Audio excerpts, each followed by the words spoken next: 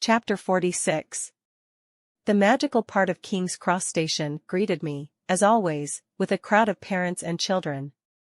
But if before they all happily showed a variety of emotions, openly or hiding, accompanied their beloved children to school, now there was a noticeable heavy atmosphere here. Forced smiles, worried looks, and worried children were everywhere. After all, the children told their parents about what was happening at the school. Here and there were heard phrases from adults that it was a stupid joke, an unsuccessful prank, and so on, but did they themselves believe?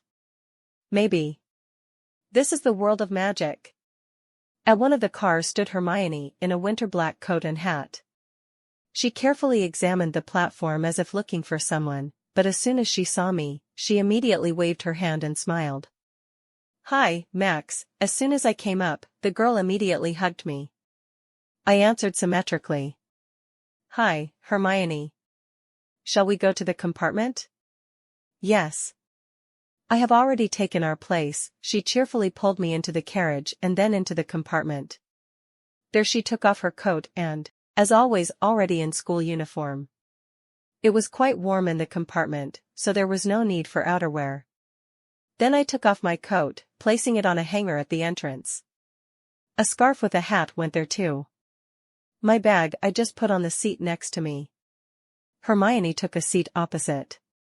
"How did you spend Christmas?" "Mediocre." "Well, as always." We sat with relatives, ate, drank, went to a couple of places. The older brother came. I have never even seen him. He turned out to be an ordinary and good-natured guy. Lives and works in Germany. He plans to get married this year. Interesting. How did it happen that you didn't see him? I was adopted. The couple is no longer young. They have their own children. They have grown up and left for a long time, living their own lives. They write, call, but everyone is at work, in business. Oh, okay. Listen, Hermione looked apologetically. I didn't send you a present. You said that you don't love all this. But. She reached into her school bag rather briskly and pulled out a new book. The Basics of Artifacts. I found it very interesting, and there is very little information about it in the Hogwarts library. Here, if you believe the annotations, you'll find a lot of material indicating other works on this topic, on arithmancy, runes, and so on. All this is interconnected. Generally. Yes? You have no idea how hard it was to not read it without you. Let's explore together. Slightly blushing, she strictly expressed her opinion. Great plan, I couldn't help but smile. It's even better than a gift. The girl smiled and nodded, and I sat down next to her. Hermione pulled out her wand and transfigured a steel table with thin legs from a handkerchief. Simple and functional. After all, in a compartment, such benefits of civilization are not provided at all. What for? We are wizards. If we need something, we transfigure it. All the way, we drove in a calm atmosphere, reading a book. Reading thoughtfully, not trying to remember. This raised several questions about magic, but they will have to be dealt with in a personal conversation with the teachers. Flitwick and McGonagall were on the interrogation list. Got off the train, a ride in carriages, now a sleigh on a frozen lake, Hogwarts, a feast. With the return to Hogwarts, life is back on track. Training, study, food. Professors McGonagall and Flitwick were interrogated by us and gave us the information we needed. We only needed to clarify one point: why. Quite long conversations can be boiled down to several things. Gesture, word, image, formula, control of currents of magic, visualization of output streams from the wand. Everything is important. The formula in spells, for example, from the section of transfiguration, is really necessary but not mandatory. You can conjure in absolutely different ways on images and with an incredible minimum of formulas or no imagination at all, but with a clear calculation and control of magic. Gestures and verbal formulas help to learn control, to develop imaginations, colorful and varied charms, and no less colorful, literally vivid descriptions in books. The rest is transfiguration, and then numerology, runes, and so on. As a result, any wizard, regardless of the predisposition of thinking, becomes in one way or another able to reproduce the widest range of magical effects. From this, by the way, various stories are taken about talent and charm, predispositions, and so on, way of thinking. Hermione and I have never discussed such an approach. But now, the reason for Hermione's success in Transfiguration has become clear. She is a walking calculator with perfect memory, just like McGonagall. From there, and mutual sympathy, even if it is expressed, extremely faded. On the other hand, I perform Transfiguration, relying much more on imagination and visualization, clearly representing the process of transformation. In this regard, as McGonagall said, I'm more like Dumbledore. He is a master in the so-called free transfiguration, in which only 30% rests on formulas, and the rest is at the mercy of fantasy, imagination, and visualization. This also implies my superiority in enchantments and other abstract magic. We simply have not yet begun to study enchantments on the basis of formulas and calculations. Therefore, various simple household items, like simple conventional combat ones, work out better for me than Hermione's. She always had to strain for this. In general, both teachers were incredibly happy that two such successful students revealed their strengths and weaknesses, and therefore dictated to us a list of references in several feet. Individually for everyone. Strictly not to the detriment of the main curriculum. Needless to say, after this, we literally settled in the library? Surprisingly, after such a banal discovery, books on numerology, runes, and various charms ceased to occupy the shelf. Some weird heresy in my head, instantly moving to vital important. It all stopped being just interesting information. Now you just need to figure it out. Along the way, the idea came up to make my gain from hemomancy and initial occlumency skills work to increase brain activity and improve brain function. How is this done? Just by solving mathematical equations. Since I don't have a talent for instant calculations, then this skill must be obtained by myself. In general, nothing in our routine has changed. Sometimes the girl's conscience woke up, and she wanted to go and report to the teachers about her discoveries, to tell about the basilisk. But she herself brushed aside this idea. Why?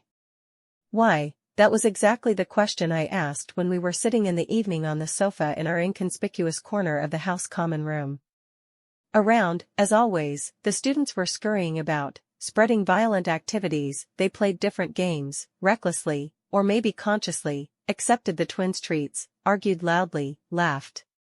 Where did the tense atmosphere that prevailed at the London train station go? Who knows? I've been thinking about it for a long time, Hermione replied, not taking her eyes off the little potions book. Headmaster Dumbledore may be a politician, as you say, but he is also a great wizard. Well, I do not believe that he is more stupid than the two of us, and in 50 years has not solved this riddle. We returned to reading, listening to conversations along the way. It was funny and unpleasant to hear Dean and Seamus's quiet whispers that Harry really could be the heir.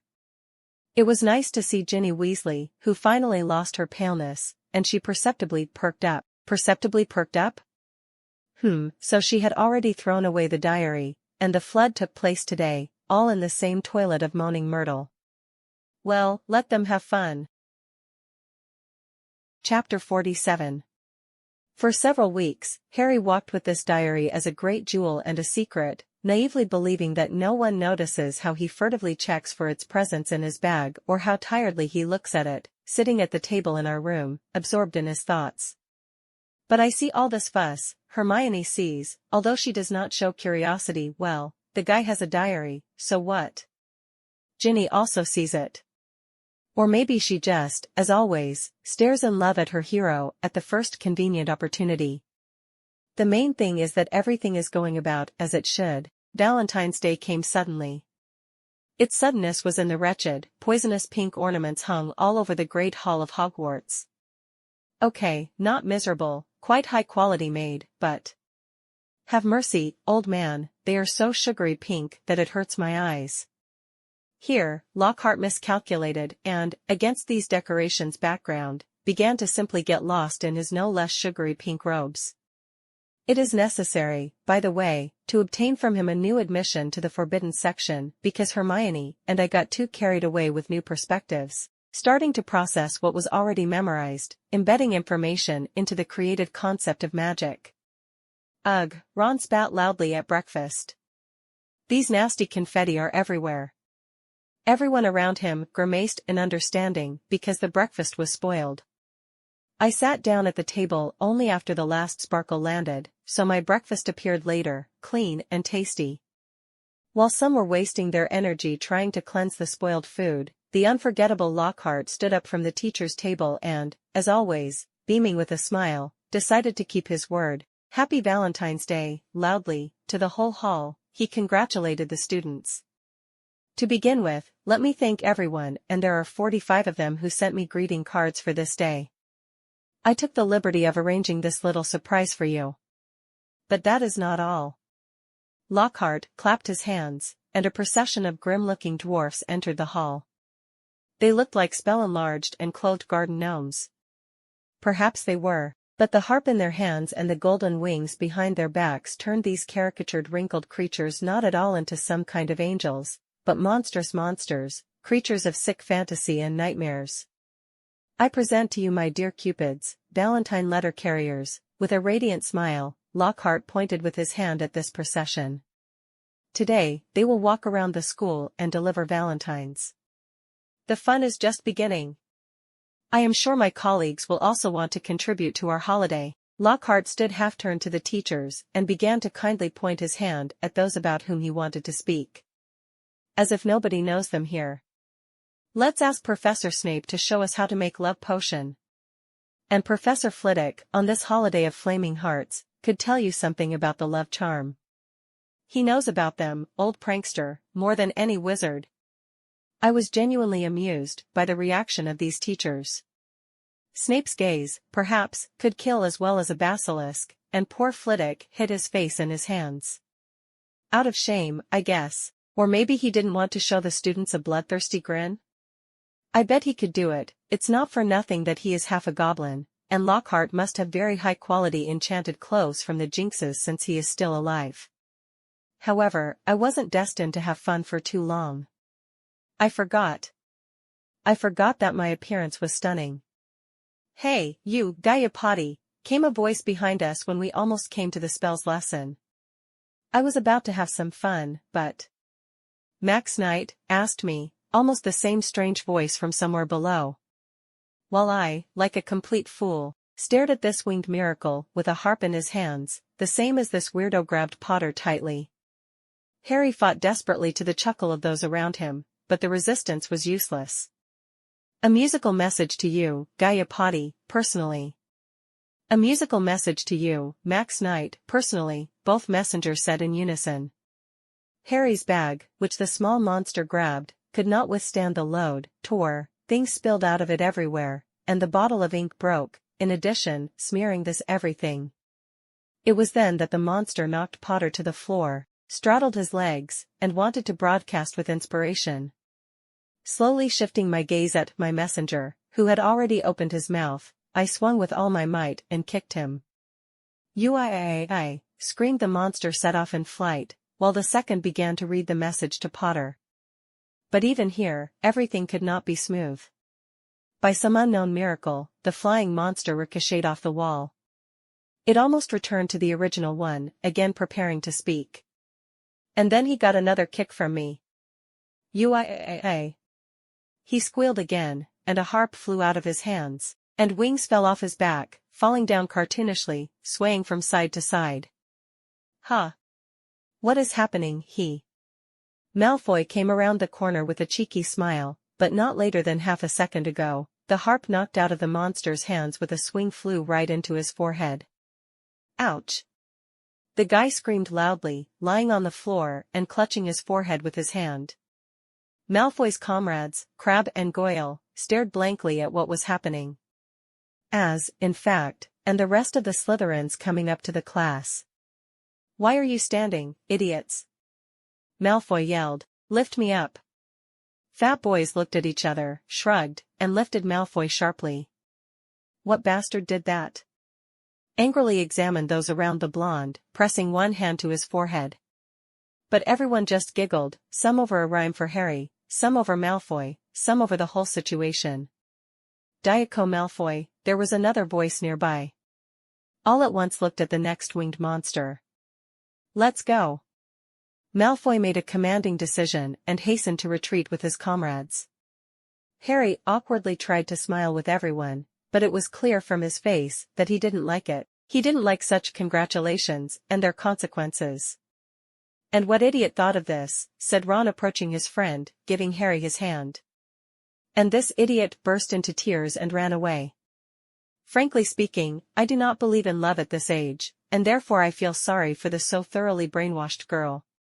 Even if this was not done on purpose." "What do you think?" Hermione came over. "Who decided to confess to you so extravagantly?" I looked closely into the girl's eyes. "What?" she asked. "Do you think it's me?" "Well, you are the only one with whom I communicate a lot and who knows me well enough for this." "Oh," she put her fingertips to her forehead, massaging it. "Do you really think you need to know somebody well for that?" I just shrugged. "Well, it makes sense." "Oh, boys," Hermione made a facepalm. "You don't understand anything."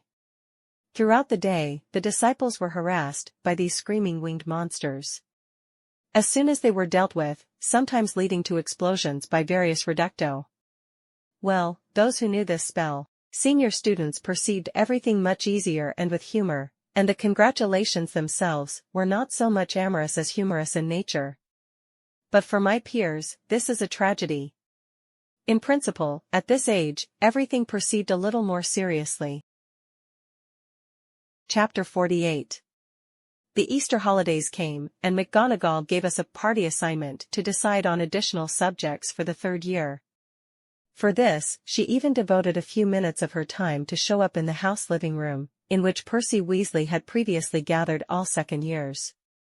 "Second years," she said sternly as we crowded around her in the middle of the living room. "The third year is the beginning of a particularly important and responsible stage of your education.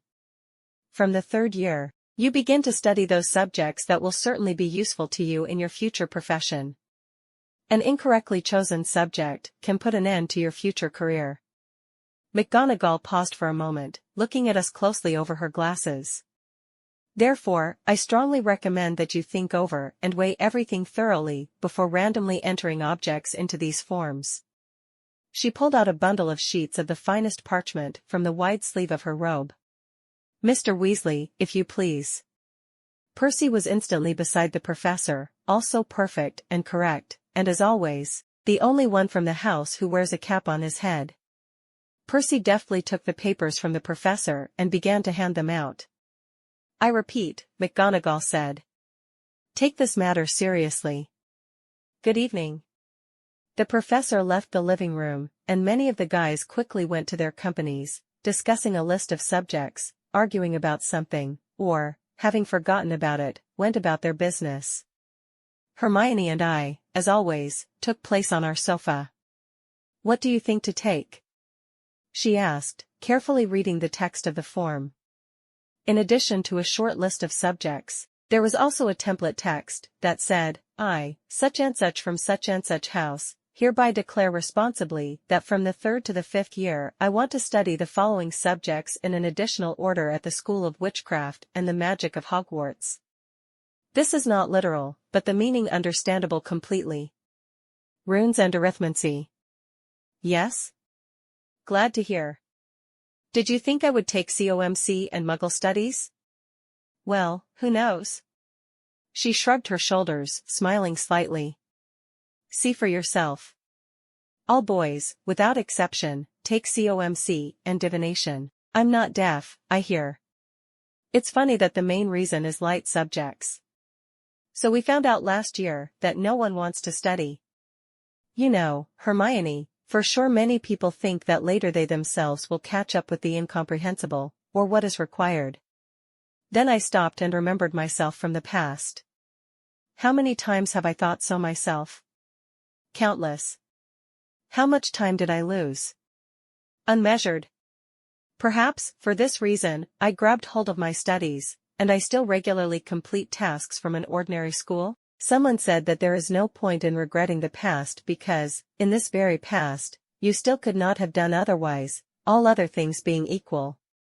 The choice cannot be right or wrong when considering past actions, it was the only right one. It is only necessary to understand and realize the mistakes, avoiding their repetition. The epic with the choice of subjects for the next year lasted at least another week. Some consulted with relatives, some with senior students if they even condescended to communicate with us. For example, Neville was simply littered with many letters from relatives, and Harry and Ron listened to Percy's life advice. I ended up choosing, as planned, the ancient runes and numerology. Perhaps the teachers will be able to clarify incomprehensible questions that will inevitably arise during independent study of the material. As a result, all this noise with objects subsided only by the beginning of March, by the beginning of the next Quidditch match. Gryffindor, Hufflepuff. Hermione that day decided to stay in her room under some far-fetched pretext. I sat quietly in the living room, reading something as usual. Somehow it happened that after the morning workout, my muscles ached unusually, so I sat in the most relaxed position, simultaneously leafing through some bestiary, the main content of which was high-quality drawings. It was at this moment that the petty Weasley chose to get into the male half. I'm wondering if I'm here in an invisible hat, or what. It has long been noticed that this corner of the living room seems to fall out of the general attention. Although, it is quite possible that someone made some kind of distraction somewhere here with runes. In general, a small red-haired girl penetrated into the male half, and after 5 or 10 minutes, she jumped out headlong, happy, clutching something to her chest. She definitely stole the diary. Chapter 49. And after a while, Neville entered the living room with his regular confused look and went to the male half. Harry and Ron followed. Turning around so that only out of the corner of my eye I could see the people passing by, I continued reading, but less than 10 minutes later, Ron and Harry tumbled into the living room. Having looked around everything, they, with a serious look, went in my direction. Oh, it looks like if you look for someone, then this place is not so hiding. Max, listen, began Harry, have you seen who recently came to the men's half? No, I'm sorry, Harry. I got too carried away here, I waved the book in the air. But it seems like there were quite a lot of people. Come on, buddy, Ron pulled at the sleeve of his robe. What to expect from bookworms? They won't even notice the dragon in the living room. The redhead clearly meant Hermione as well. Well, to hell with him. I'm not going to take offense at the redhead until he deliberately insults. So, I sat there, leafing through a book, and after 2 hours, closer to lunchtime, annoyed, angry, not understanding. In general, negative-minded students of all years began to return to the living room, but no one went to their rooms. Everyone was waiting for something. A somewhat dejected Hermione stepped out of the women's wing and pushed her way onto my sofa. As if the general atmosphere was transmitted to her, behind a mask of concentration, she hid obvious dissatisfaction with everyone in a row. The wait did not last long. McGonagall entered the living room with Potter and the Weasley. The professor unrolled the parchment and began to read from it. All students return to the living rooms of their houses until 6 o'clock in the evening and don't go out until the morning, the professor spoke with the sternest air, standing in the middle of the living room.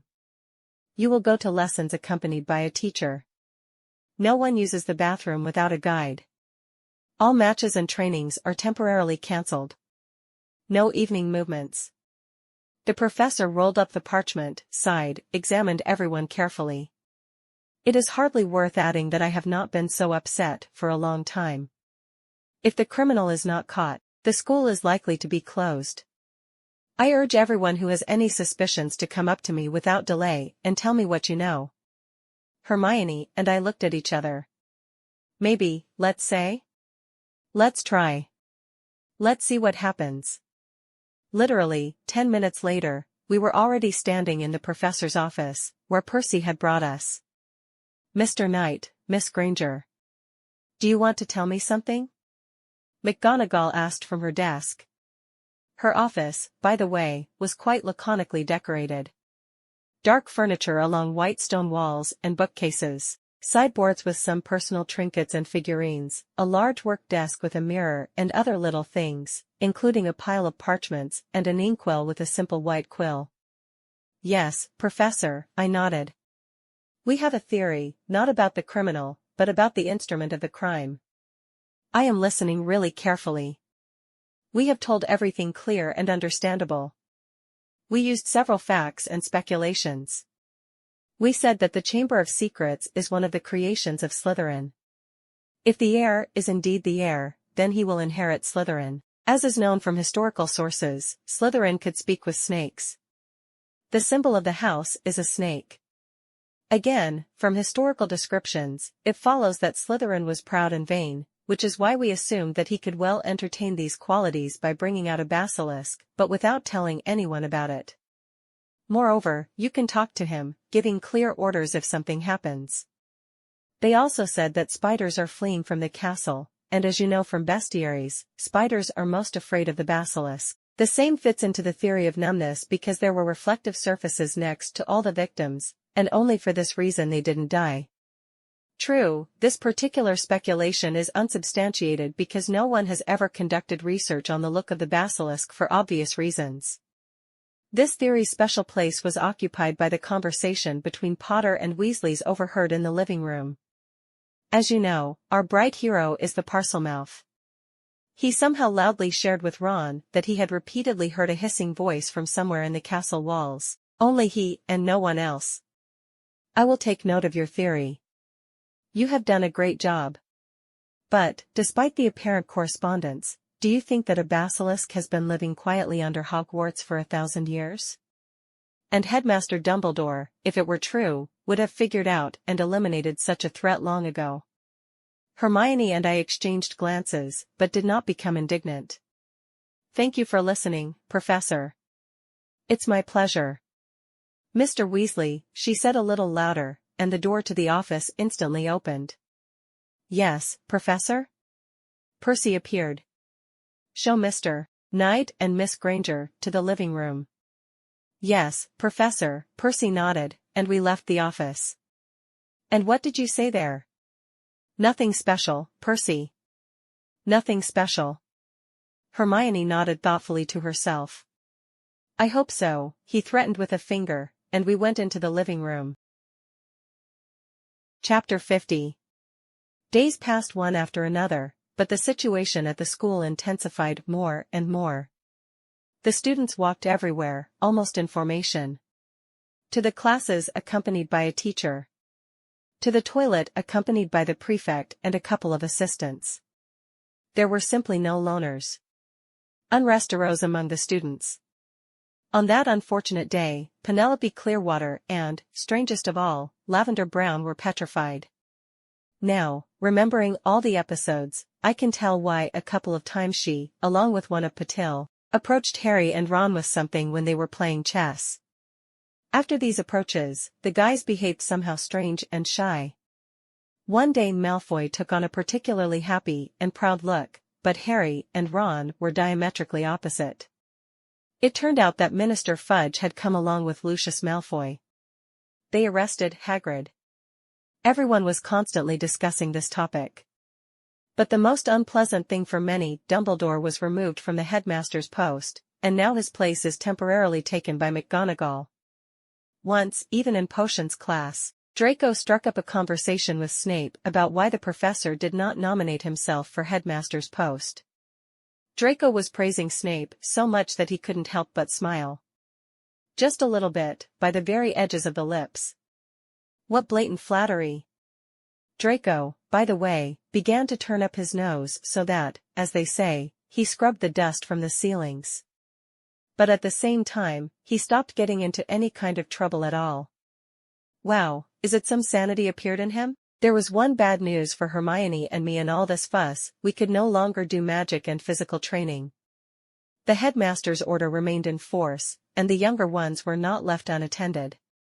Neither I nor Hermione expressed a desire to learn any spells in front of witnesses, so all our free time we were in the library. By the way, they also gathered there in groups and, together with an escort of older children, went to learn magic from books. 3 days before the exam happened, what should have happened? The announcement of the acting headmistress thundered throughout the school. All students immediately returned to their bedrooms. All teachers gather in the staff room. Please, as soon as possible. At that moment, I, like many other students, was in the living room. The guys were bored and unable to move freely around the castle. I was preparing for the upcoming exams. What happened? You don't know? Hermione went to the sofa and sat down next to me. Most likely another attack. But judging by McGonagall's tone. Professor McGonagall. Are you still? Even if there is a monkey in the teacher's place, I will say, Professor Monkey. This is her social status and must be treated correctly. Who did you call monkey right now? Absolutely nobody. So what? Well, judging by the tone of Professor McGonagall, something out of the ordinary has happened. Even in our situation. Hermione turned pale in a second and looked at me with eyes full of shock. Maybe someone was killed? Everything is possible. Maybe we should transfer into Beauxbatons? Do you know French? A little bit. Okay, I'm going to sleep. If things are really that bad, then tomorrow we may already be on the Hogwarts Express to go home, forever. Without even saying goodnight, Hermione went to the girls' dormitory. It was obvious that the girls' mood has dropped from all these events. Perhaps the reason for this was also the fact that the school leadership ignored our conclusions. I could also say about the younger Weasley, about the diary, but I don't know myself why I didn't. Who knows what Riddle would have done if he had found out about his disclosure. We should try to stop using the canon as a guide. At least try it, but now. Canon. Harry and Ron were there. Damn, heroes don't go anywhere. And they won't overhear the conversation, and in general. They seem to have no idea who is attacking. Why? Because their brain was sitting to my right a moment ago. I didn't take this into account. I'm not a hero, but I feel sorry for the girl. Or am I not sorry for the girl, but I just don't want a resurrection of Riddle's piece? I quickly got off the couch and walked over to Harry and Ron, who were sitting at the chess table, but did not make a single move. Gentlemen, I nodded to the guys. Something irreparable has happened, and we have to find out what it is. You have nothing else to do? Asked Ron. I know what kind of creature is attacking. And we have to stop it. The guys' eyes instantly lit up with excitement, and they looked around so that no one overheard us. Let's go into the room, I called them after me, and headed towards us. Going inside and making sure that no one was in the room, I started the guys and closed the door. I need these two, and I'll deal with the rest. Yes. I'll figure it out. Oh, I am Gryffindor, Gryffindor. What do you know? Harry asked immediately, looking me in the eye. Basilisk. There is a suspicion that a millennial basilisk is attacking. Don't ask for details, it's a long story. I have a guess where the entrance is, but we need to find out what exactly happened. Now all the teachers are gathered in the teacher's room. We will go to the data office. Why data? Ron asked. Because the rats are fleeing from the sinking ship. I don't believe Lockhart has any skills, guys, so he will hasten to get out as soon as the opportunity arises. Let's intercept him there and find out what exactly happened. We need to have information. Fine, how to get there? Harry asked now. You two are under the invisibility cloak. I am under a spell. Invisibility cloak? Don't pretend to be saints. Use your father's cloak, Harry. How do you know? The guy was sincerely surprised. Set aside disputes. Time is precious. I have a bad feeling. Harry and Ron exchanged glances and immediately rushed to the guy's things. Harry quickly took out his cloak and was ready to throw it over the two of them. Pulling my wand out of my forearm holster, I froze for a second, concentrating. A couple of complex waves, a verbal key, and I touched my head with the tip of my wand. Feeling like an egg has been broken on your head. Large ostrich egg. I looked at my hands, I can't see them. Wow. Ron stared at where I was a second ago. The power of nerds. I am waiting for you at the office, I said, leaving. I got to the office quickly, although it was quite difficult to walk along the dimly lit corridors with rare torches. You're here, there was a quiet whisper nearby. Yes. Harry's face and the edge of Ron's face came out of thin air. Let's go. Chapter 51. I tugged at the handle to the classroom, and it opened, presenting to our gaze Lockhart, that was quickly packing his things. He jumped up in fear and turned around, staring at the open door, and numerous frames with portraits literally fell from his hands. Harry and Ron immediately threw off invisibility cloak, and I remained invisible. I'm not here, I whispered in Potter's ear, and he didn't even budge. Professor, he began the conversation. Are you in a hurry somewhere? Lockhart stood in a stupor. There was no smile, no shine, even the blonde curls were disheveled and somehow faded. Mr. Potter, Mr. Weasley. What an unexpected meeting. The professor smiled weakly, and I pointed my wand at him and very, very quietly conjured Confundus with a simple wording, to tell the truth. Are you going somewhere? Ron asked already. Oh, yes, I'm going. Lockhart furiously began to shove portraits and a couple of books into a large suitcase. An urgent request. An urgent need. I have to get ready. Ask him what happened, I whispered to Potter. What happened? Oh, nothing serious, said Lockhart, but the spell demanded more of him. Not Imperio, but in such a tense state, it can act as a potion of talkativeness. Miss Weasley was dragged to the secret room.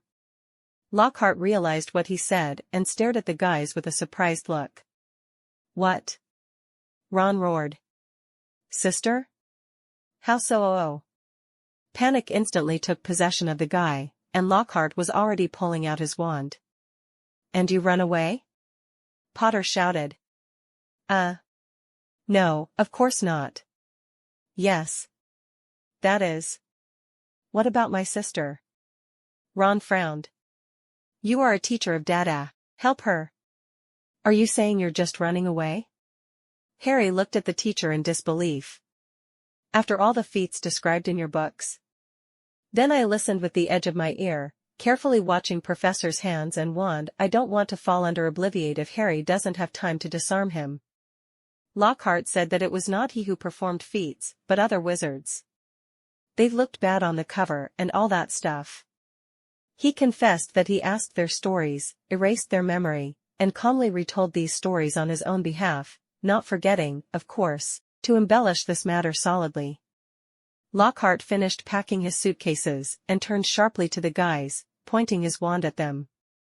But Potter really has a good reaction. As soon as the wand showed itself, while Lockhart was turning around, Harry had already pulled out and pointed at him his wand. This boy is some kind of a cowboy.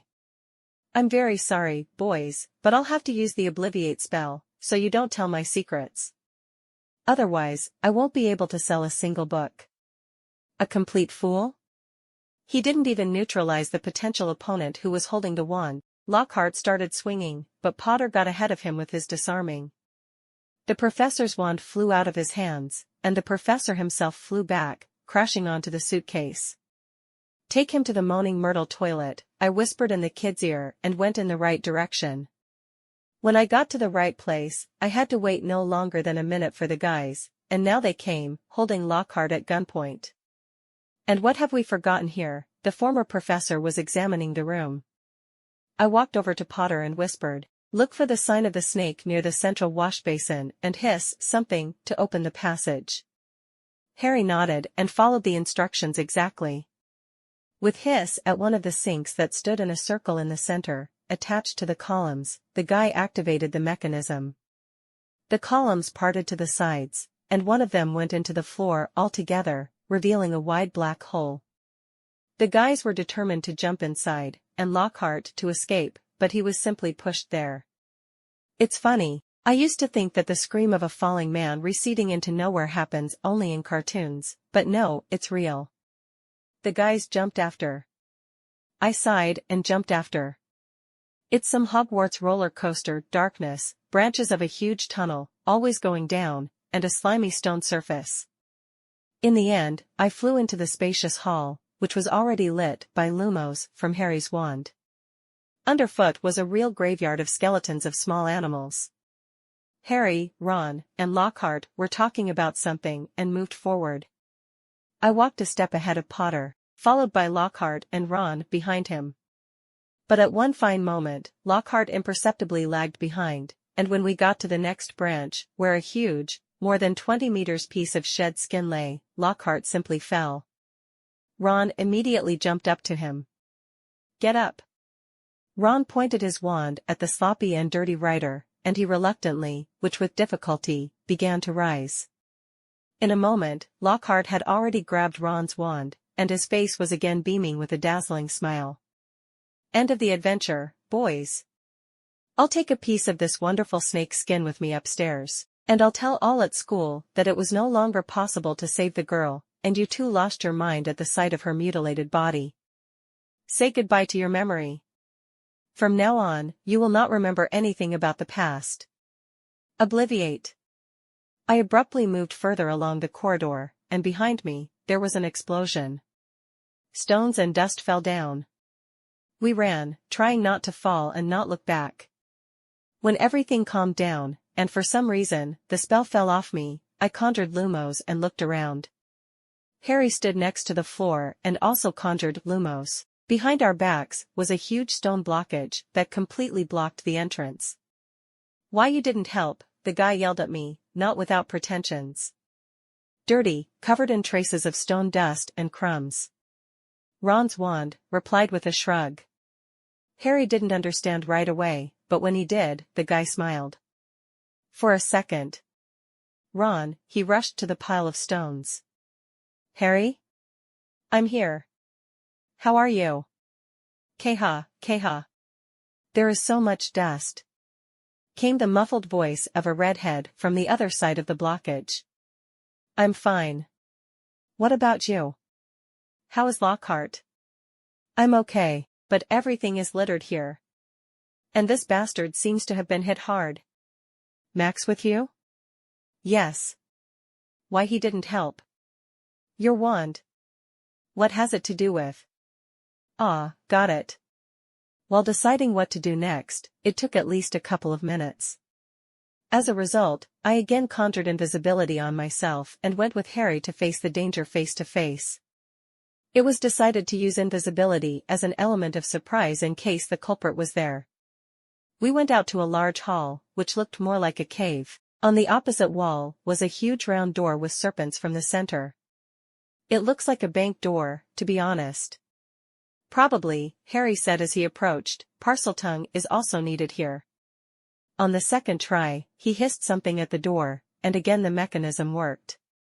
An iron snake crawled along the edge of the door, and as soon as it crawled to one of those that diverged from the center, they shrank with the characteristic sound of a giant bolt opening. "Come on, Sir Potter," I said softly. "And if we meet a basilisk, then under no circumstances look him in the eye, it'll kill you." Harry nodded and took a step forward. Chapter 52. We stood on the threshold of a spacious, dimly lit room. The rising columns were entwined with stone snakes. They rose to the ceiling lost in the darkness and cast long black shadows through the strange, greenish dusk. There was complete silence. Even the knowledge that the basilisk was not yet here could not stop the parted heart, and a lump of sticky fear rose up to my throat. Muffling, I whispered as quietly as possible, and after making a couple of gestures, I pointed my wand at myself. I wanted to do the same on Harry, but he was too impressed, and I was unable to properly cast the enchantment on him because he left the place, taking the first step. A step, the sound of which echoed with a booming echo between the walls. Step by step, we are slowly and surely approaching the giant statue. Her stony face, with a long, liquid beard, which hangs down almost to the hem of the stone mantle, belonged to an ancient old man. From under the mantle, 2 huge stone feet were visible, standing on the smooth floor. It was there, between these feet, that I noticed a small figure of a red-haired girl in a black robe. Harry ran headlong towards her and fell to his knees. "Ginny," the boy's voice faltered, echoing around. "Don't die. Please, don't die. She won't wake up," came an almost inaudible male voice, and Harry turned to one of the pillars behind him. Only now did I notice that the wand was not in his hands. A figure of a man, slightly floating in contours, separated from the column nearest to the guy. A boy of about 16, in school robes and black hair. He walked up to Harry, talking about something, but all that came to me was a hum. Slowly, even under invisibility, trying to hide in the shadows, I began to come a little closer, just enough to hear everything. And Tom told everything. How smart he is, how he played everyone off, how he framed Hagrid and searched for the secrets of the Chamber of Secrets.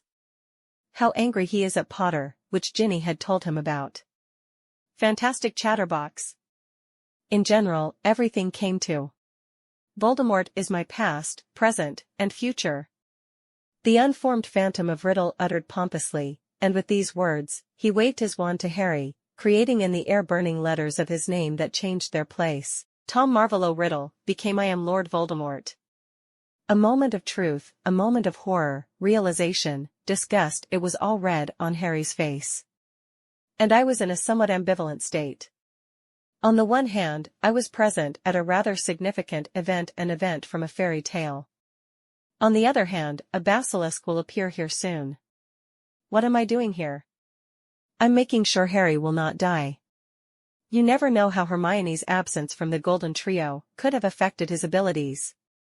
Suddenly, a beautiful melody, strange, incomprehensible, began to be heard from all sides. It turned into an increasingly growing hum, but along the way, you could hear in it an iridescent bird trill.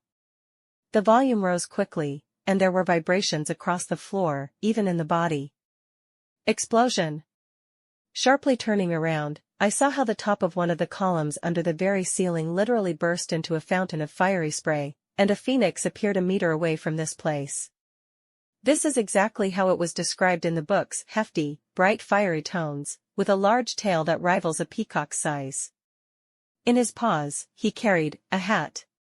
Well, I think there will be no problems. Phoenix threw his hat at Harry's feet and landed on his shoulder. And how does he hold it in general?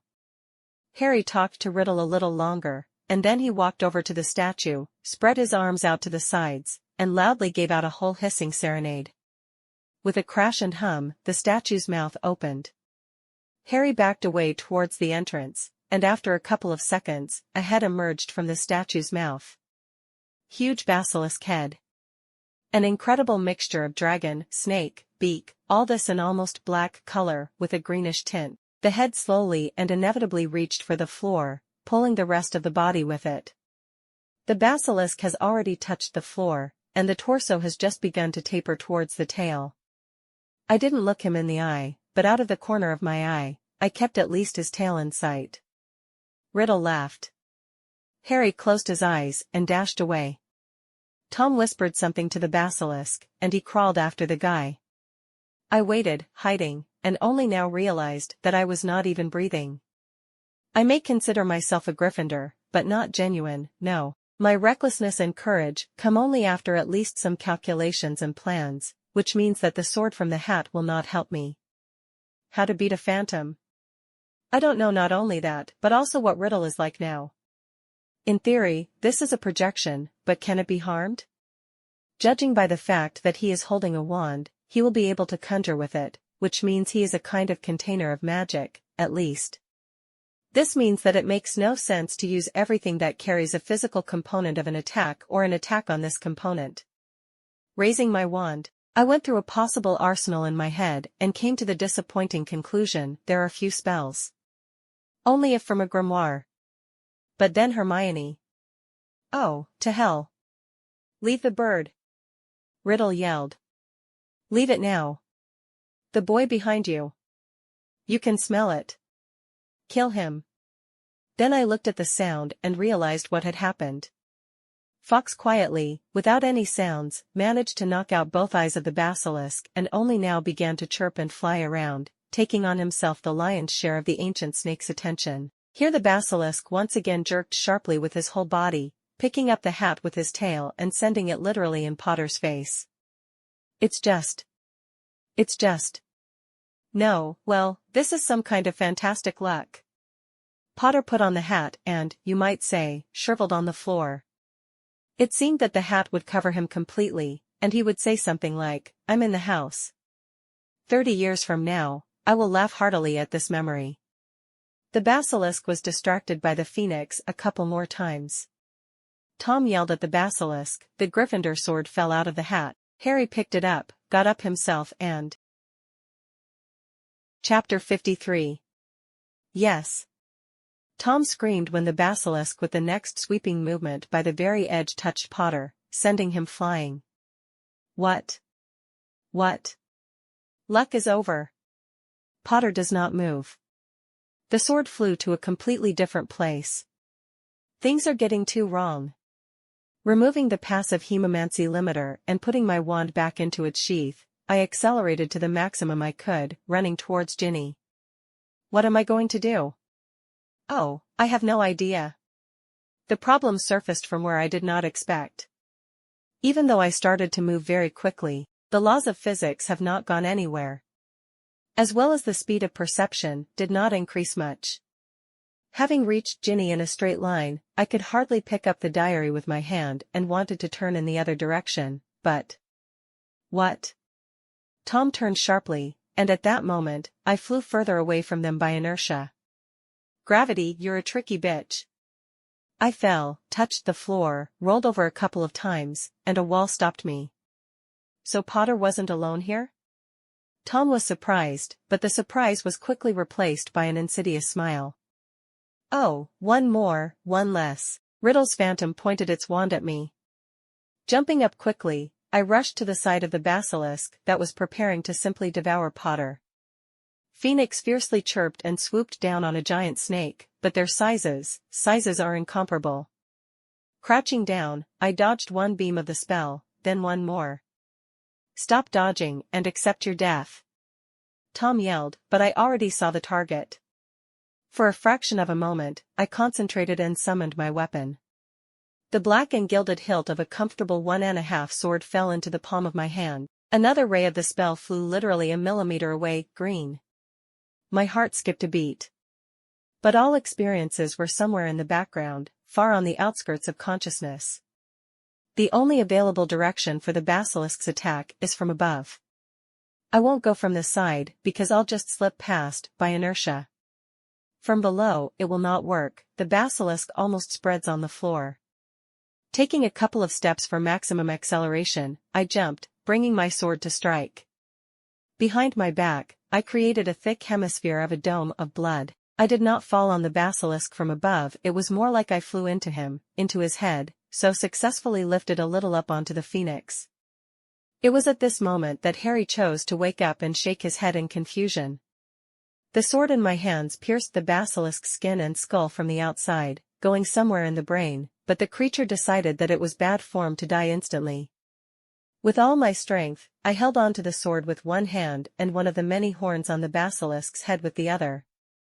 It shook him mercilessly, quickly, and sharply, up and down. A couple of times, the creature banged its head on the floor, knocking shrapnel and clouds of dust out from under it. I didn't see what Potter, Fox, or Tom was doing, I was too busy trying to hold on. Rodeo on the agonizing basilisk. Suddenly, it was over. The basilisk stopped twitching, starting to fall over. I didn't have time to orient myself and jump off in time, so I was reliably put on the floor, and sharp pain flared up in my arm and leg. Such pain that it seemed that the eyes would pop out of their sockets. "No!" Tom screamed, standing somewhere there. With difficulty overpowering the pain, I tried to get up, and it's good that the basilisk didn't crush me, just a little bit. Gathering my will into a fist, leaning on my knee, I stood up, ignoring the pain. There is definitely a broken leg. Perhaps even in several places. But the hand has acquired an additional bend in the forearm. And the fingers do not move. And the sword scattered as soon as I let go of it. Staggering, I began to go around the head of the basilisk, ignoring the ruining Tom, coming closer and closer with every second. He seemed to point his wand again and wanted to use some kind of curse, but he also clearly wanted to scream and gloat, or whatever he was doing there during his long speeches. Standing in front of the slightly open mouth of the basilisk, the width of which, by the way, was only slightly inferior to my height, I took a diary out of the pocket of my robe. And when did I manage to hide it? Without further ado or prefaces, I pierced the diary that I was holding in my left hand with the fang in the mouth of the monster. Riddle instantly began to writhe and yell, dropping a wand from his hands. A real fountain of ink gushed out of the diary, pouring everything around. Riddle was getting smaller, more transparent. His voice was muffled and seemed to recede. In the end, he literally burned out. Like a vampire in films, like a piece of paper, leaving no trace behind. What was that? Harry looked in bewilderment at the mouth of the basilisk in front of him, at himself, partially splattered with ink, at me, splashed much more. Your hand. Oh, you noticed? I smiled at the guy, out of the corner of my eye, noticing the awakening of Ginny, there, in the distance, at the foot of the Slytherin statue. Or maybe not Slytherin. Maybe he respected someone so much that he erected such a huge statue. And what stupid and inappropriate thoughts come into my head. You need to get to the hospital wing as soon as possible. Harry tried to get up, but he was palpably swayed. It looks like he has no major injuries on the outside. Don't worry, take the diary. I handed him a twisted and hopelessly spoiled thing. He took it and wanted to examine it, but... Harry! Ginny shouted hoarsely, already running towards us. How quickly she came to her senses. Running past the basilisk, the girl stared at the corpse, fascinated, even slowed down. And here I came into her field of vision. Huh? Max? Max, I nodded to the guys. Fawkes landed on Potter's shoulder, grabbing the hat and throwing a Gryffindor sword at our feet. Ginny saw a couple of abrasions and an overall shabby appearance of Potter and was horrified. She looked at me, at my hand, and her eyes became absurdly large, and she turned pale. Although, even before that, she wasn't particularly rosy-cheeked. It's time to get out of here, although this place requires careful research. Research? This is Slytherin's room. Potter grimaced. Yes, exactly. I raised my right hand to the sky, but somewhat forgot that it was broken. Cracked, grunted, she bent down even more. Oh. Ginny decided to faint, but it didn't work out. Harry, I wanted to tell you. Then she stopped and shot a glance at me. Oh, I understand. It's all a secret, and I'm not a trusted person for her. Okay, you can talk later. Let's get out of here. Chapter 54. The guys waited about a minute while I made a semblance of a toga out of my robes, hanging my broken arm on it. I need to learn to conjure with my left hand too. Also, without hands and wandlessly, a clear example of this harsh necessity is now pressed to the chest, which, by the way, seems to have a broken rib. Overcoming adversity in the form of dark halls, corridors, mud, slime, and other underground caves delights, we heard the sound of moving stones in the distance. Walking on it, we got to the blockage. Ron did a great job with his hands, clearing the top of 1/3 of a man's height. Now we can get through there. Ginny! Ron shouted joyfully, helping the girl to be the first to crawl through this opening to the other side. You're alive. I can't believe my eyes. What happened to you? Ron tried to hug her, but Ginny pulled away, sobbing. You're okay, sis, this is the main thing. Fawkes was next, forcing Ron to retreat a half step. What's that? Exclaimed the guy, but Harry, who had climbed in after, was already explaining to him. Now I got out too. Wow, what an amazing sword, admired Ron, looking at the blade in Harry's hands. Wow. Now Ron was looking at me and at my awkward bandaging of the arm. Everything is fine? Yes, a couple of abrasions, fractures, nothing out of the ordinary. Ron, let's get out, Harry interrupted his friend, and I'll tell you everything. Tell me at least a little. Not now. Where's Lockhart? He is there, Ron nodded with a grin. He is not doing well. Let's go, you'll see. A couple of minutes later, under the light of the phoenix's wings, we reached that very hall with a cemetery made of bones and a pipe, the exit point. Or the entrance depends on the point of view. Lockhart chilled out here with a look of dashing, silly, and happy, muttering something under his breath. His spell hit him, Ron explained to us. He now has no idea, neither who he is, nor where, nor who we are. He's dangerous for himself. I told him to go and wait for us at the exit. Lockhart looked at us happily. Hello. A strange place, isn't it? Do you live here? No. I stopped listening to them, contemplating what had happened. Pondering, and nothing. There is such a state when you want to think about something, or you just need to think about it, but instead of thinking in your head, just the phrase, I think. Now I was in a similar situation. Max. Are you here? Harry waved his hand in front of my face, pulling me out of this strange state. Oh, yes. What? Fox can't lift everyone, the guy's voice was filled with genuine sympathy. Come on, you go first. No, Harry. It will not work. My arm is broken, my leg, possibly ribs, and it is not yet known what else. Maybe you first, and then it will come back for me? Did you want to stay instead of me? Well, yes. Not worth it. I myself can't grab onto anyone, and you can't really grab me with my injuries. And if I'll fly alone, then with my left hand, I will calmly hold on to the phoenix. Max is right, nodded Ron. They grabbed each other, and Fox carried them into the sky. And I was waiting. A minute later, the bird went downstairs. And it looked at me with its head bowed. Maybe it would be easier for you to just apparate with me? Instead of answering, the phoenix turned his back, offering to grab the tail, as Harry had done before. Well, as you know. Grabbing the tail, I did not notice how easily Fox flew forward and up the pipe. A short flight, and here I am again, standing in the abandoned toilet of Moaning Myrtle. All the others are standing nearby, waiting.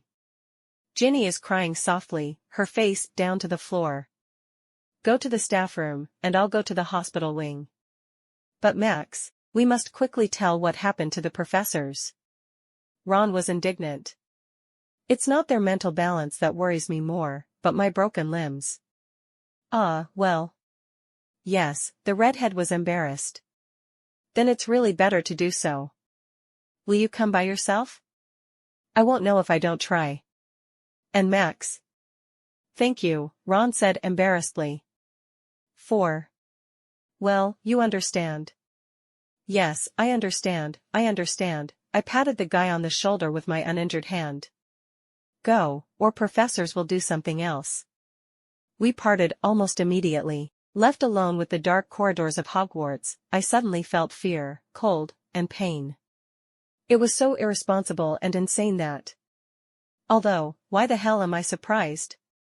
The hat will not be so stupid to make mistakes and, apparently, has discerned in me a Gryffindor.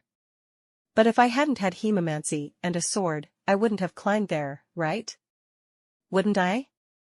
I got to the hospital wing quickly, or not quite for some reason, the feeling of time has disappeared completely. I walked slowly, sometimes leaning against the walls and taking a break. Unaccustomed fatigue and weakness literally captured the whole body. Once again, pushing off the wall, I entered abruptly into the doors of the hospital wing, barely standing on my feet. What happened? Madame Pomfrey said indignantly. It seems that was the name of this witch. She just looked at me in surprise for just a moment, holding in her hands a large bottle of potion and a smaller test tube. It seems that she was pouring something into such test tubes, and I distracted her. Oh, what condition are you in? Madame Pomfrey put the test tubes on the table and hurriedly walked towards me, but my leg stopped holding me, and I began to fall forward into the darkness. Chapter 55. Waking up, I began to look around, trying to understand what happened. The room is as bright as day. There are only white curtains around, and I am sitting on the bed in simple pajamas. The hair was unpleasantly sticking to my forehead, and, running my hand over it, I wiped off the drops of cold sweat. Was I having a nightmare? But I don't remember anything. And... Stop, hand? The right hand was completely intact. To the right of the bed, on the bedside table, lay neatly folded things, on top of which was a wand holster. And the wand itself. Suddenly, part of the curtain slid to the side, revealing Madame Pomfrey to me. Now I could get a better look at her. A stately woman in her 50s, in a white cap and the form of a medowitch, a white robe dress with burgundy sleeves, cuffs, and a collar. "Are you awake, Mr. Knight?" The medowitch looked at me sternly before taking out her wand. "I need to check your condition." "Hello." "Of course, ma'am." Several spells escaped the tip of her wand, and within seconds Madame Pomfrey nodded to herself. "Things are good. You fully recovered overnight. There are no fractures, no abrasions, no bruises. Your regeneration is excellent. But it's not without potions, right?" "Certainly. Skillgrow, healing bombs, but for the most part, your regeneration is worth praising, Mr. Knight. The headmaster wanted to talk to you. May I let him know that you've come to your senses?" "Certainly." Madame Pomfrey pulled the curtain back, separating my bed from the outside world again. I quickly began to dress and, within a minute, was ready to greet the guests by pulling the curtain aside. I did not have to wait long, and after a couple of minutes, the headmaster entered the hospital wing. As always, in his lavender-embroidered robes, long grey beard intercepted in the middle by bells. He looked at me warmly and kindly through his half-glasses. "Mr. Knight," Dumbledore smiled as he stepped closer. "I'm glad you came to your senses so quickly." "Like me, headmaster. May I ask you some details of yesterday's adventure?" "Which one, headmaster?" Dumbledore smiled into his beard. "Professor, you can just call me Professor. And the adventure is the rescue of young Ginny Weasley. I have already inquired about what happened from Mr. Potter and Mr. Weasley. To my regret, their story was short. You just walked up to them, said a couple of phrases, and now you are in the Chamber of Secrets with Professor Lockhart. Let me know how you came to such ambiguous conclusions as to the basilisk's existence and the very location of the Chamber of Secrets." I told him why should I hide it. Of course, I did not look directly into the headmaster's eyes, just in case. But no extra memories popped up in my head, and in general, thoughts did not jump from place to place. There was not even a hint that someone was trying to influence me. In the end, I told him our theory, the same as McGonagall, adding only details about Myrtle. I said that I heard that she died 50 years ago. That the Chamber of Secrets was opened at the same time. It would be logical to assume that the secret room entrance was hidden in this toilet, and the snake symbol found on the sink only confirmed this. Mr. Potter said, the headmaster continued to ask, still calmly standing next to the bed, that during the battle with the basilisk, he received a blow and lost consciousness. And after a short moment, the basilisk was dead. "Did you kill him?" "Yes, headmaster." Dumbledore was silent for a moment. "Well, this is indeed a very brave thing to do, Mr. Knight. How should I reward your service to the school? Maybe 100 points each for you and Miss Granger?" "No need," with a slight smile, I shook my head. "Neither she nor I will appreciate it. Still, points are given for academic success and other regulated school activities, and not for killing the rarest relict animals of the 5th hazard class, that for some ridiculous reason living under the school." "And what should we do then?" The headmaster looked at me with a question and a modest smile. "I bet that it's not a secret to you that Hermione and I are visiting the Forbidden Section?" As well as for you, Mr. Knight, my infrequent visits to watch over such young inquisitive minds. Exactly. The next data instructor may not be as kind as Lockhart on this name, neither Dumbledore nor I held back a smirk, looking at each other knowingly. So, Headmaster, could you please help us get, an annual ticket to the forbidden section for the two of us?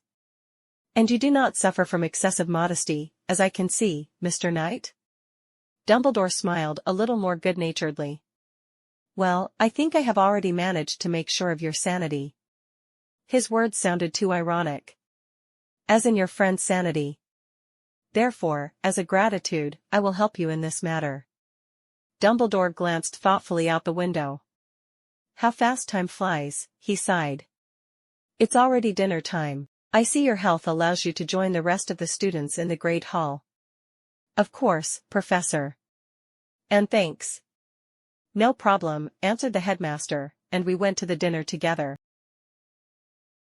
Chapter 56. Max. Hermione hissed at me angrily as soon as I sat down at the house table next to her. You behaved extremely irresponsible and reckless. Harry told everything, and to be honest, I didn't expect this from you. What could I do? I shrugged my shoulders, smiling and putting the stewed meat on my plate. It was necessary to decide something. And you decided to go hunting a magical creature of the 5th hazard class? Perfectly. I want to hit you with something hard. You said by yourself that we need to be careful, so what?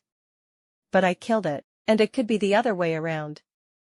Hermione glared at me for a few more seconds, but calmed down, seeing that she was starting to draw too much attention to our persons. I suppose you also got points for breaking all the rules. No, you didn't guess. What then? I asked the headmaster for admission to the forbidden section. For the two of us. For a year. Hermione looked at me in surprise and immediately climbed up to hug me. Great! How great! However, she pulled back after a second. But the exchange is not equivalent. We started eating, during which the headmaster, who was sitting at the head of the teacher's table with a contented look, asked no one to leave after the meal. He had an announcement. For those who were unable to participate in our humble midnight feast, Dumbledore said, rising from the table. I am happy to inform you that in connection with the elimination of the threat to the school, the professors and I considered it permissible to cancel the annual exams. Except to the ministerial O.W.L.S. and any WTS. Unfortunately, you have to take these exams. For a while, Dumbledore said something about his beloved unity and solidarity in difficult times, but I did not listen to him. The main thing is that everything is in order. Yes. Until I left school, there was not a cloud in the sky, which added to the atmosphere of general relief. Apparently, Harry and Ron hadn't told anyone other than Hermione and the professors about our adventure. And Dumbledore, this time, did not announce to the whole school about who and for what he was awarded 400 points. But even so, it was clear that it was Potter.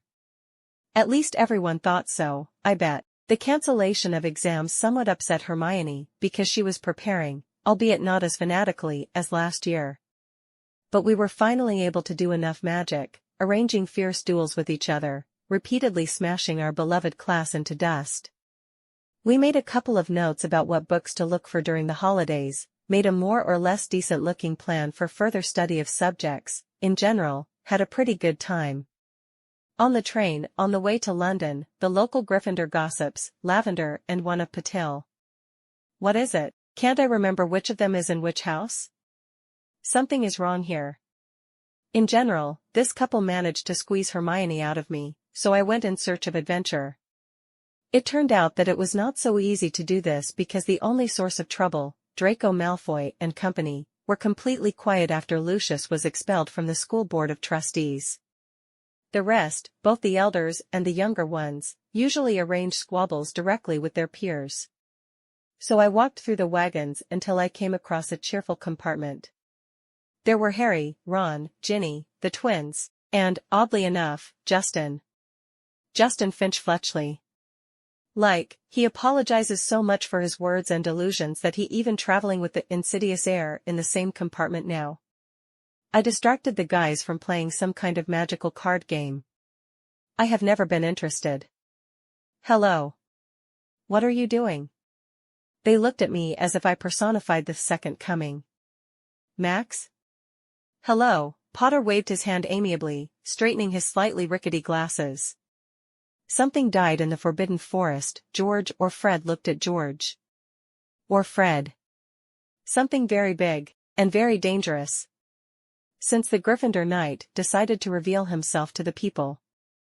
Am I the only one who thinks that the twins should have been born as one person, but something went wrong? You're right, Justin waved his hand while everyone else smiled at a simple joke. We are not represented. Justin Finch Fletchley. The guy got up and held out his hand. Max Knight. Pleased to meet you.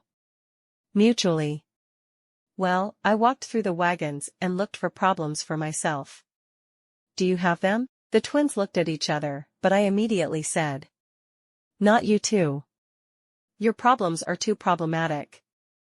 And what else should they be? They asked at the same time, but stopped reaching for their luggage on the upper shelves. Well, you can practice spells with us.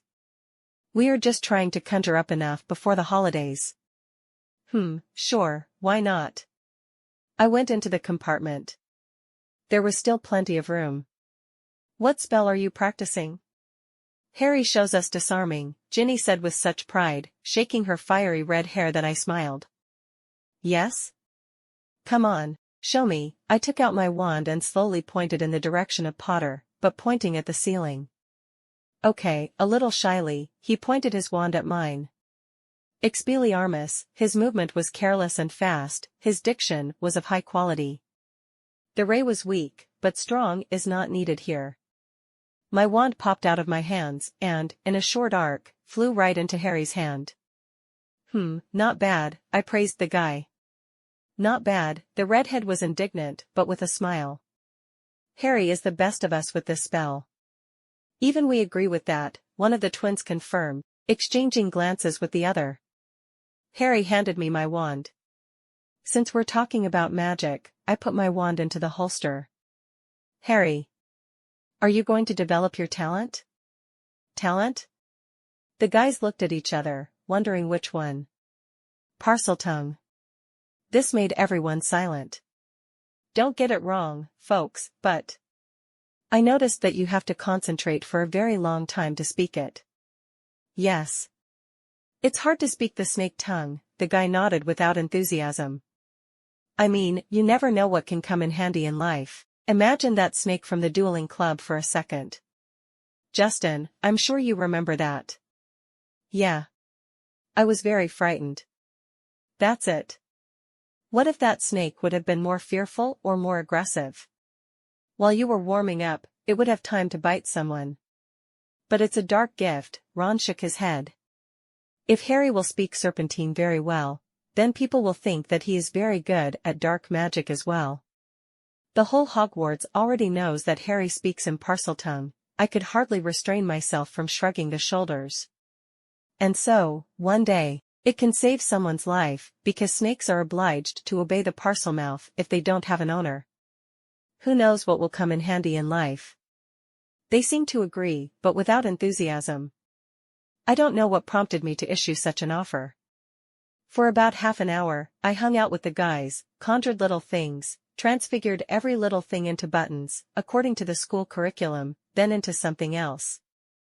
When Ginny started to tell Percy's secrets, I tactfully left the compartment and walked back. Entering our compartment with Hermione, I found the girl alone and in a very exhausted state. What happened? These gossips buzzed all over my ears. Incredible. How can girls talk so much about such nonsense? It's just phenomenal. The rest of the time, we drove under my story about the Chamber of Secrets. This is the third story already, Hermione needed details. Well, I shifted the accents so that she couldn't learn anything new about me. Sooner or later, in order to maintain a friendship, I will have to reveal several cards, but it seems to me that the longer I wait, the more difficult it will be to do this, a typical problem of those who hide something from others. Chapter 57. Upon arrival in London, John met me, but I urged him to take me to Grimmauld first. John didn't mind. It seems that the knights saw in me a completely adult and accomplished person. Maybe the fact that I briefly told about what happened at school worked. John was outraged, but I assured him that despite the mortal danger, the great wizard Dumbledore kept everything under control. I myself didn't think so, but what prevents me from assuring people otherwise? To the logical questions, why go there? What do you need at Grimmauld Place? Can you tell us? I promised to tell them, but a little later. John took my school things home with him, but my bag, as always, I slung over my shoulder. As soon as I got to Grimmauld 12, Creature, grumbling about the unexpected visit of a strange wizard, organized tea with buns. However, tea drinking was held at a small table opposite the portrait of Walburga. I told her all the events, including some strange things. Now I'm sitting, waiting for her opinion. Maximilian, how often do you mention your house? It's hard to say. Rarely enough. Quidditch matches. 10 points to Gryffindor, in general, something like this. Walburga nodded at my answer. Did you know about the basilisk? How long?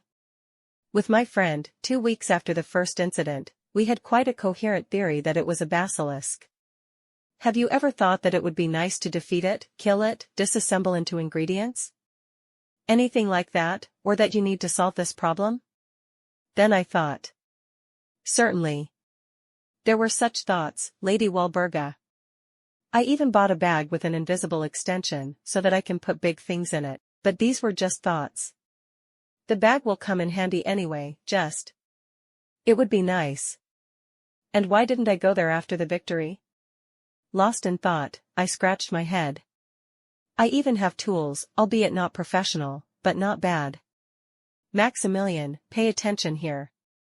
Huh? Yes. When you suddenly decided to do what you did. Oh, completely unexpected.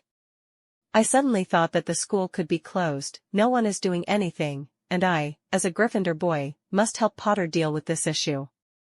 Hearing my own words, I was stunned. So, how often do you use house names as a characteristic of personality? Never. You could have entered the Chamber of Secrets by yourself, without the help of the Parselmouth? Then I was silent for a couple of seconds. There are at least a few options that could be tried. Have you invented them now?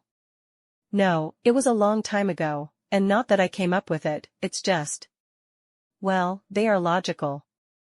Interesting, isn't it, nephew? Walburga looked at me with a kind of malicious smile. I agree, interesting.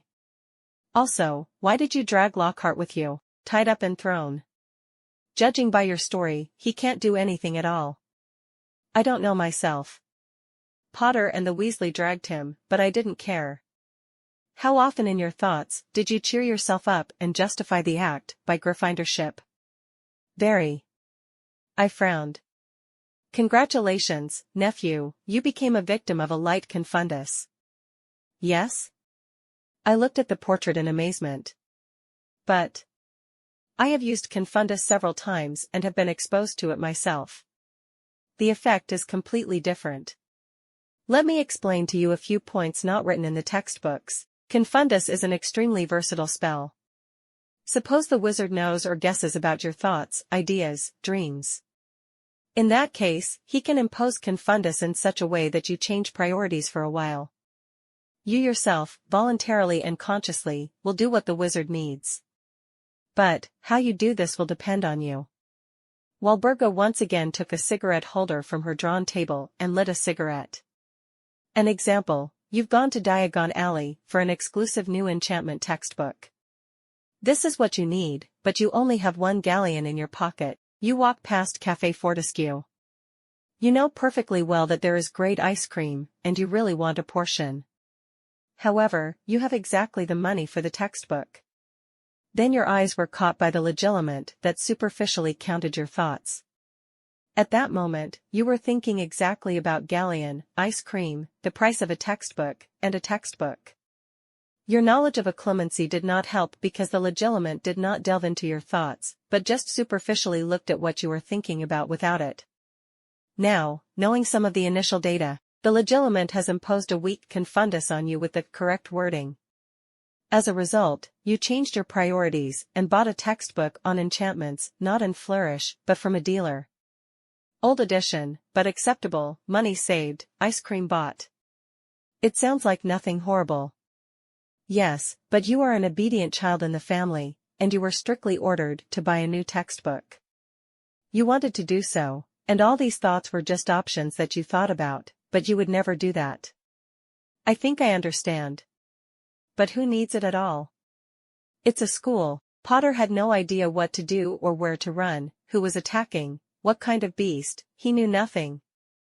And in your example, there are other ways to get a couple of sickles, from asking relatives to stealing and instant work. Here is the flip side of the spell. The person exposed to it completely ignores the consequences and, if there are no other indications, chooses the fastest and optimal path based on his own thoughts and ideas. I see. It turns out that someone imposed confundus on me with a desire to help Potter deal with the problem, and judging by my actions, to save him even at the cost of my life. At the cost of life? Walburga suddenly became stern. When I attacked the basilisk, by the way, I attacked very recklessly, the phantom Tom threw several Avada at me. One would even have stabbed me in the back if I hadn't covered myself with something. Something? Something? Walburga flared up, throwing aside the mouthpiece, standing up in her painted chair, but exhaling sharply, sat back down, starting to calm down. I just waited, and a minute later, she spoke again. I don't need your secrets, but did you know you could defend yourself against Avada? I supposed. Supposed, huh? Chapter 58. So. We figured out the wording of confundus, and I myself think that it had about the same meaning. Now let's think about who could have done this. Any thoughts? Headmaster. No. Why? Of course, I hate Dumbledore, but one thing I can say with certainty is that he will not expose the student to guaranteed death. But even if he substitutes, he will kill himself with his own self-digging. He can be cunning, intrigue, implement some of his plans, but he will not substitute for death. He hates death, believe me. Then? Who then? Snape? He could. Also, a friend of Lucius, sort of. He could well help me to commit suicide, but it didn't work out. Or send you to the hospital wing with severe injuries, Walburga continued for me, thinking up a possible course of events on the go. They couldn't help you there, he would assist it. They would send you to Mungo, and there are a couple of bribes and imperiuses, and now in an unknown place, you receive Avada from a man hired by Malfoy. Where is this world heading? I exclaimed, shaking my hands. Where it was, there it stayed, Lady Walburga shrugged. Sorry, but can I ask you a question? Walburga just nodded. How to not allow the imposition of such confundus? By studying occlumency even better. To the extent that you can control your own impulses. At this level, you can simply feel any confundus, but cope. Everything here will depend on your will. But in any case, confundus will not force you to do something that is completely unnatural for you and that you have never even thought about. Yeah, but a man in his thoughts and fantasies does a lot. Exactly, Walburga nodded. But the greater the unnaturalness of the action, the stronger confundus should be. You, as I understand it, with great difficulty drove away from yourself the thoughts of personal reprisal against the basilisk? Not really. I simply forbade myself to even think about it. It's too dangerous. And after this adventure, I forbade myself to think about everything connected with it in general. Nice move, Walburga nodded approvingly from the portrait. Thus, superficial legilimency will not allow anybody to see anything because you are not thinking of something suspicious. And another question. Do you understand that I had to destroy Tom Riddle's diary? Yes, Walburga answered without any emotion. I have suspicions that it was a Horcrux. How do you know about such magic? The gaze of Walburga became so stern that a young man of my age would go to punish himself as if he were a house elf. I'm not ready to lay out some secrets yet. Secrets? Walburga still gloomily looked somewhere in the distance. Forget about the existence of this magic, about the word itself, the name, and do not look for information on it. Horcrux, the path to nothingness. That's all, you can go. I did not dare to argue with a gloomy and pensive woman. Therefore I promptly got myself together and left since my clothes are quite casual. The door has not yet closed behind me when I heard. Ugh, you son of a bitch. Dementor's miscarriage. The voice of Walburga abruptly died down as soon as the door was closed. I wonder if this is Tom or me. Let's hope it's Tom, and Snape, and Lucius. Glancing at the already blackening sunset sky and breathing in the evening summer air, I walked briskly towards the nearest bus stop suitable for me. Now I can go home. For 3 days of vacation, I did absolutely nothing but physical training and study of occlumency. All the same thought control, but among other things, I decided to start developing my own concept of protecting consciousness. Although, as it seems to me, protection will be only a byproduct of this very consciousness's structuring. Of course, I will not apply anything new until I finish this very development, but I have already sketched some basis, the foundation of this system, on paper. The idea is quite simple and commonplace visualization. But not the one about libraries and so on, but a somewhat different kind. Representation of the totality of oneself, one's eye, soul, and body as a kind of structure. Let's take a cube, for example. This cube will consist of smaller cubes, symbolizing, for example, consciousness, subconsciousness, and so on. They, in turn, will consist of others, even smaller ones, and so on. A similar structure was pushed to me by various techniques from a past life. I don't know how real and effective they were, but the internet was swarming with these. Such a system will have a special feature.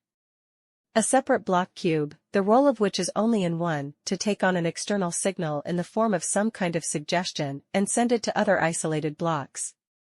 Simply put, it is an attempt to deceive confundus by imposing it on something that actually does not exist. Well, or at least signal about it. A similar block can be attempted to be implemented for the legilimency, but it is not clear about Imperio. However, this is a matter of the future, but before starting the studies, I will need to at least complete the development on paper. Sword training brought new surprises, although I still don't know if it's good or bad. As soon as I summoned my sword, some of its changes immediately caught my eye. The handle, which was smooth before, became rougher, and in appearance, it acquired an almost imperceptible fine-flaked structure. The gold elements took on an almost imperceptible greenish tint, as did the black blade. Now, in the sun, it did not reflect white sunlight but quite a bit greenish. However, that's not all. The blade began to corrode the surface that it touches, and the sword itself felt somehow cold and heavy. Hard to explain. Having considered all the possible reasons for such changes, I came to a simple and logical conclusion: the basilisk is to blame. No, seriously. When I gutted the demon from the grimoire, the sword tried to swallow its soul and even devoured it, but the old man took the intruder. It is possible that the sword managed to absorb the soul of the basilisk, but I feel the sword, the weapon of the spirit, as a part of myself. You can say part of my soul, so I don't feel any basilisks and stuff.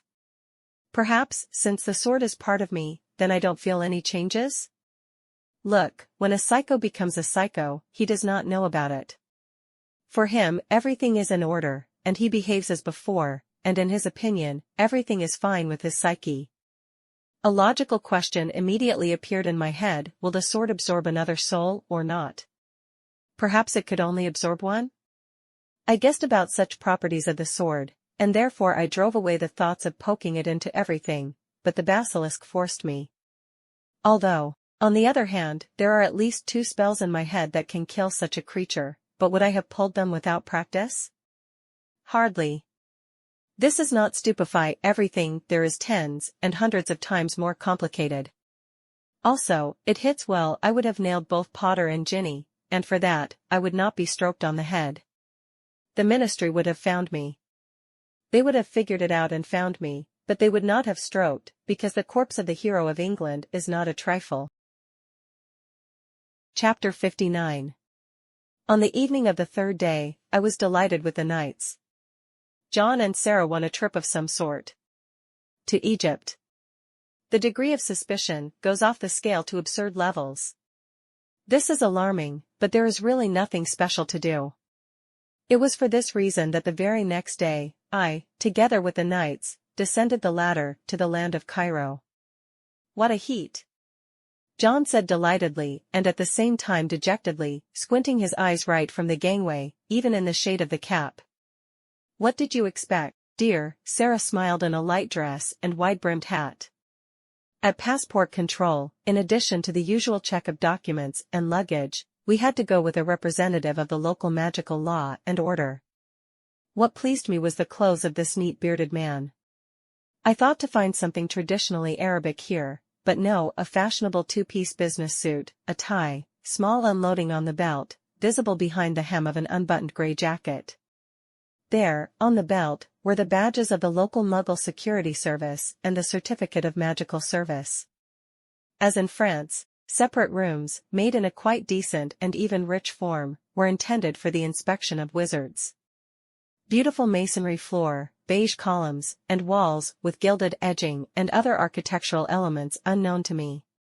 Living paintings, potted palms, comfortable sofas for waiting. While we were following this Egyptian gentleman, we met at least a dozen wizards from outside. Why so long? I'm already all worn out, some plump lady in a classic dress remarked dejectedly in English.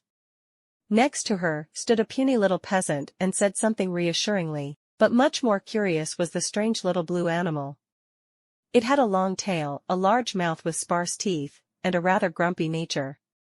This little animal ran around a lady in a dress and squeaked at those around her. No less amusing was a rather young couple in dark robes. The girl now and then tried to rip the turban off the guy's head while angrily flashing her eyes. The guy dodged with a smile, but the girl grabbed her wand, and the guy no longer dodged a dexterous spell, having received a stinging one in one place. He was distracted, and the girl easily ripped off the turban. "Stop fooling around," she hissed in a loud whisper at the guy. Okay. The guy raised his hands conciliatory, holding out in front of him. Other wizards watched the skirmish with interest, waiting in line to enter or leave their offices. Knights, it is worth giving them their due, reacted to magic and various oddities around as if they saw only this and nothing else every day. Our companion entered one of the offices and gestured invitingly. The office was not distinguished by anything special, light, with comfortable armchairs and sofas, a work table and a coffee table, bushes in the corners. The inspection and registration procedure did not cause any complaints or surprises. Inspection and registration of the wand, examination of magical baggage, receipt of the document. Among other things, I was handed a brochure about magic quarters, magic travel vouchers, and so on. Knights were also given documents permitting visits to magic points, attractions, and other things, but only with me and the guide. In general, everything went great. After 5 minutes of wandering around the airport's second terminal, we went outside and joined our tourist group. Cairo itself, as well as the journey through it to the hotel, caused a double impression. You expect something bright from Egypt, but you get a giant anthill of rather tall apartment buildings, built pretty damn close to each other. All around the same shades, rare vegetation is faded and dull, people are not rich, they look more like poor people. But such a bleak picture is only in residential areas and closer to the center, to business districts and various tourist spots, the picture changes radically. Decent and even beautiful business centers, well-groomed streets, high-quality roads, many tourists, and the local population look much better. There is even greenery here, and it is green, not the color of sandy dust. The first point was, of course, check-in at the hotel. There is nothing particularly outstanding here, and our entire tourist group of Englishmen quite comfortably settled in the rooms. The first point of the tour, scheduled for tomorrow, will be, as it should be, the museum, then the pyramids. The next day a trip to Alexandria, and there is its own program. But now, while it is still only afternoon and there is no program, I decided to go to the magic quarter. Despite the fact that I am not an adult, I can do magic here. As explained in the brochure, in Egypt, a wizard who has received the right to wear his concentrator, and therefore learn, has the right to conjure. If he harms himself or others with his magic, it will be entirely his responsibility. That's good. Chapter 60. After explaining everything to my relatives, I put on army-style pants with a sandy camouflage texture, a t-shirt, a jacket, charmed myself to maintain a comfortable temperature, put on a white cap, glasses, and muggle-repellent charms, and off I went. It's funny to watch a bunch of different dark-skinned Egyptians now, and then try to fool the breakaway tourists. No, really, they're just amazingly enterprising and talkative people, but then again, they didn't become like that from a good life. The hike to the magical quarter was exhausting. The problem was not the people not noticing me or the hot summer weather, from which even the charms save mediocre. The problem was the ambience of Cairo itself. I have been to many tourist cities in my past life, but Cairo breaks all records, even the abrupt transition in quality of life and terrain. There everything is smooth, from good to bad. Here, it's abrupt. Walking through the slums, you look around the corner, a green park and a high-rise business center 20 meters across the street. From the map printed on the brochure and the sparse names of signs and streets in English, I reached the spice store Eid al-Sheikh. The most seemingly ordinary shop. On the sides of the entrance were trays with various kinds of food, and inside were sacks and bags of colorful powders, roots, and other obscure things hanging from the bottom. The shop owner, a dry dark-skinned old man in a turban and a sparse white beard, immediately saw me and looked at me attentively. "A foreigner?" he asked me in fairly clear English. "Yes, hello," I bowed slightly. "Well, you look normal," he scratched his chin. "Your papers?" I handed the old man the documents. He looked at them briefly, and without any wands, levitated them back to me. "There are a couple of rules. Be polite, don't go into the green quarter, don't disobey the wizards in burgundy red clothes, show them your papers. Show restraint in looks and words. The entrance is that way." The old man pointed toward a small arched door that I'd never seen before. "Interesting." "Thank you," I bowed, and the old man nodded back. Carefully I passed between the counters and pulled aside the incomprehensible ingredients hanging on the strings with my hands. I opened the door and stepped inside. The noise and commotion engulfed me as soon as the door closed. There were no smooth transitions. It was like being thrown out of a dark box into a pool in the middle of a party. Here and there were people walking around in all sorts of long clothes made of lots of fabrics. The colors were predominantly light, but the shapes varied considerably, and there were hardly any people with exposed parts of their bodies, just a few light-skinned people, obviously tourists. Much more impressive were the few streets that opened up into the passageway. They started from the entrance behind me, and along each of them were a number of different pavilions, with or without colored awnings, with many colorful artifacts, fabrics, ingredients, and other small things. There were ready-made clothes, tools, bags of spices, and fabrics of different colors and sizes stretching from one booth to the next to shield the visitors from the heat of the sun. There was even an awning of some kind above me. When I looked around, I was astonished. I was amazed that the door was in the pedestal of some kind of wizard statue, and beyond the statue continued these very streets. Again, there were shops and pavilions of various sizes, and about 300 meters away, the white walls of a large building, so similar to the English branch of Gringotts, were visible. Should I go there? No. With confident steps, I stepped down one of the roads, looking curiously at the various wares. However, no matter how much I walked, I didn't find anything really interesting. There were various amulets against evil eye and spoilage, mountains of jewelry, accessories, souvenirs, various figurines, and stuff. It was rather interesting to look at the local magical fashion, but as it should be in an Eastern country, it was rather strict about it. It is strange, though, Because closed clothes are regulated by Sharia, not Quran, and... No, I don't know the history of that religion. I am not good at history. In general, it is strange. For some reason, I expected to see something like the Aladdin cartoon. Seriously. And I saw a bunch of colorful cloaks. On the other hand, every single thing here looked outlandish, unusual. For example, the interesting magical lamp in the form of a hollow flask, inside which memories literally float, three-dimensional, beautiful, and no bright colors. And there were a lot of such useless but beautiful things here. Also, every now and then, you could find yourself an adventure. Seriously, there was a strange dark alley between the shops, in which something glittered mysteriously and interestingly, and a suspicious old salesman, who kept trying to slip me something. Funny, but there is even a European-looking girl who has already caught my eye 3 times unobtrusively and looked the way a person looking for help is supposed to look. Except that a pair of bearded grinning peddlers stood nearby.